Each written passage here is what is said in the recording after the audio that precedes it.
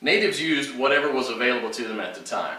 Bison, elk, moose, deer, but nowadays people just use what they can buy. You just need to remember to select a low-fat red meat, and beef is perfect for this. So you'll need 6 pounds of beef, 2 pounds of rendered beef tallow, and 1/3 cup of strawberries or blueberries. And that's it. Don't include nuts, seeds, vegetable oils, grains, beans, or dairy products of any kind. Now the first step is to dry the meat and blueberries. First you need to slice the meat very thin. You can use a very sharp knife like this one, or you can keep the beef in the freezer a few hours before slicing it.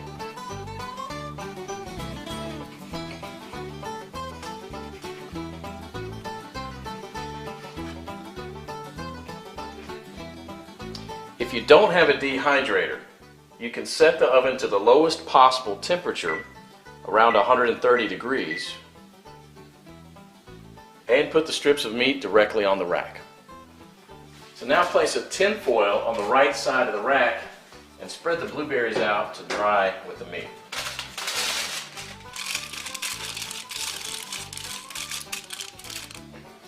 Place the rack back inside and crack the oven door to prevent moisture buildup. Let this dry for about 15 hours or until it's crispy. 150 years ago, people dried their meat by building a wooden pyramid over a small fire and hanging the meat slices on that. After 15 hours, this is what you should get. Toss it in the food processor until it becomes a powder. Do the same with the blueberries.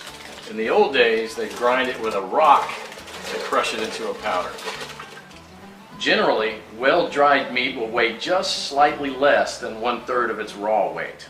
Therefore, 6 pounds of raw lean meat will yield about 2 pounds of thoroughly dehydrated meat. For our next step, we need to cut the fat into small pieces about a 1/2 inch square.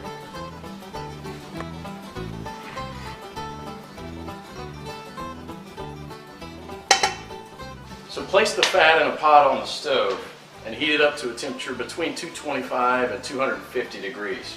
And you don't gain anything from getting it any hotter than that, other than destroying the fatty acids, which we want to do as little as possible. Now for the first 10 minutes you want to keep this on medium-high heat, and you want to stir it about every minute, and this will allow enough of the fat to be liberated to coat the bottom of the pot without burning the bottom of the fat. After about 10 minutes you'll see a pool of fat forming on the bottom of the pot, which should be merrily boiling away. You can rest a little bit now and stir it maybe only every 5 minutes, just to keep things well mixed. After about 30 minutes, the liquid fat should have risen enough to cover the chunks, and it should look like a rolling boil. So as this liquid rises, you can go ahead and lower the temperature down to about 230. After about an hour, the major boiling action will have stopped, and there'll just be small bubbles rising from the fat. About 90% of the cracklings will be a chestnut brown in color. So use a strainer to separate these and set them aside with salt to enjoy as snacks later. They're really, really good. And if you don't like them or don't want to eat them, you can set them aside to cool for dog treats. So good. Sammy, you want one? Come here. We now have to weigh the amount of ground meat and the amount of rendered animal fat. We have to have the same quantities, so you'll probably have to remove some of the excess fat. Place the remaining fat on the stove. Keep it about 120 degrees.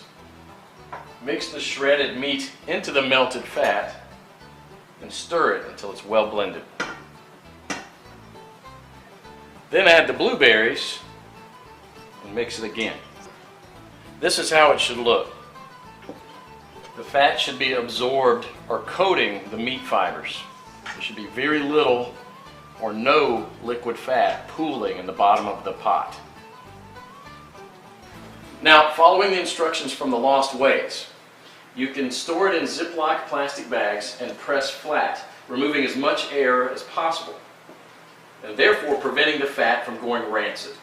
This should keep the pemmican from spoiling for a few years without refrigeration. So let's do that. And here's what I got. Pemmican is the ultimate survival food, no matter if you want to bug out or bug in. 10 pounds of pemmican would supply food for 2 full weeks of camping activities at 3/4 of a pound per day, providing 2,200 calories. In survival mode, the same 10 pounds of pemmican would supply energy for almost a full month. This was just one awesome chapter in the Lost Ways, but you won't believe the survival skills we've lost to history. And that's what this book is all about, saving our forefathers' skills.